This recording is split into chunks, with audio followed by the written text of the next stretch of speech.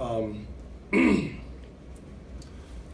like I told the guys afterwards, I thought we missed an opportunity again for positioning in conference.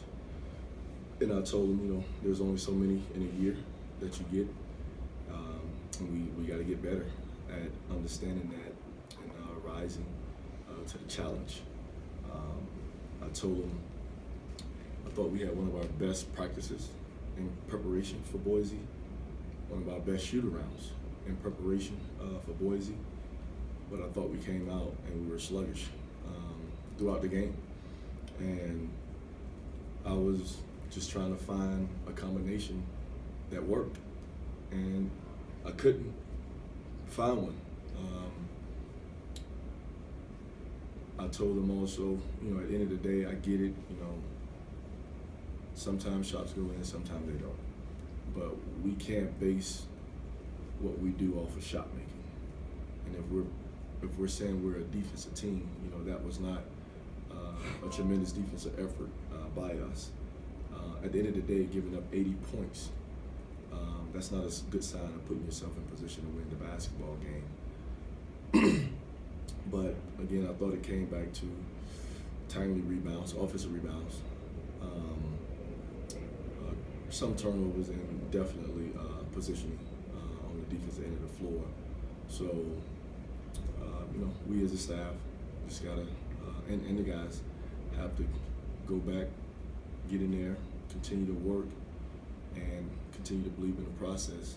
Obviously got a tough one on the road at San Diego State, so no one is feeling sorry, for it. So, deal with it. We'll watch film, and then we'll move on.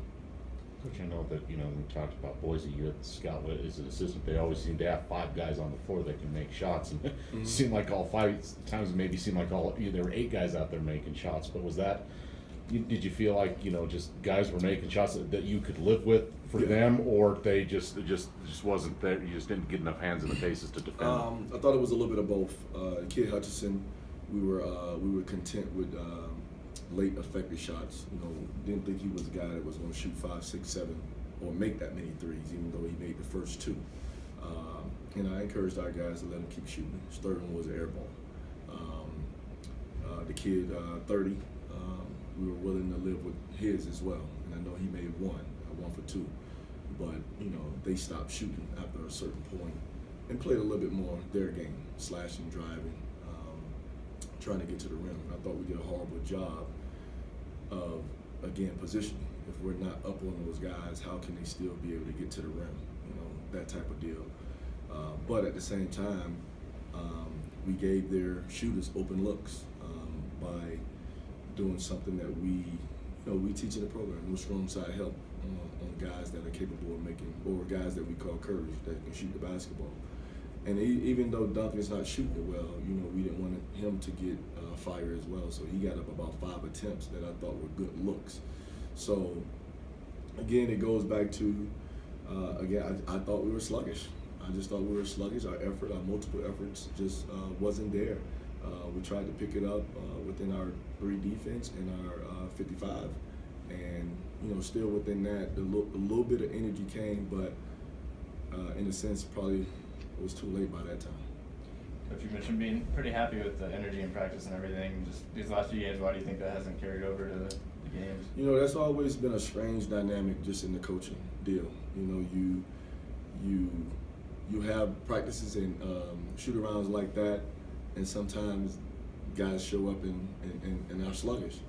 And then you walk away from practice or a shoot-around and piss because you felt like the attention to detail and lack of focus wasn't there, and then sometimes they come out and have one of the best games. So it's hard to tell. I don't like to feed in either side of that. I was just excited in a sense because I thought our energy, our effort, and our excitement for this opportunity was there, and I just didn't think it carried over to the game. Do you feel that lack of making the perimeter shots, because it's been so big for you, kind of affected you from a mindset standpoint, maybe on the defensive end, Alan? I think that has something to do with it. Even being a former player, regardless of how much you can say, hey man, we can't worry about makes or misses.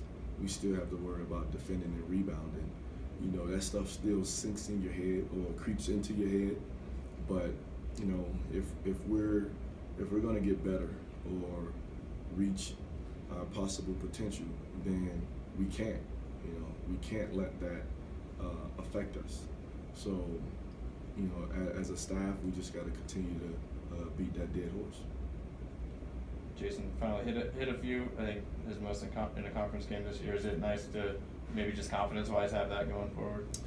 Well, to me, if at the end of the day there was a bright spot, that was probably it. You know, at least he had an opportunity to see his ball go through the net, which is good. I mean, obviously, conversely, nobody else made one, so that kind of hurts. But I mean, again, you know, we're in a process. We believe in something in our system, in our culture that we're continuing to try to develop.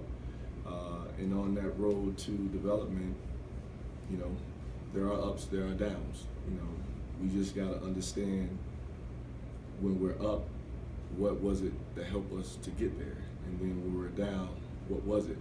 And to me, we can't come back to whether we make or miss shots.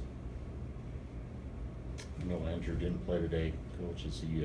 What's his status, and do you know anything going forward? Yeah, I mean, he just twisted his ankle in practice. In one of our rebounding drills, actually, just came down on someone's foot. Finished the practice out, so I thought it was fine, but came in that next day, saw turbo, and it swelled up a little bit. So more ice. He tried to go through shoot around today, but it just didn't work. Is Hayden's the same ankle? Yeah, well, he came out and it was an ankle, and I asked him, was he all right? And he hesitated, and then later said, Coach, I'm fine. So put it back in, but you know, I haven't talked to Lance yet to see if it was the same ankle.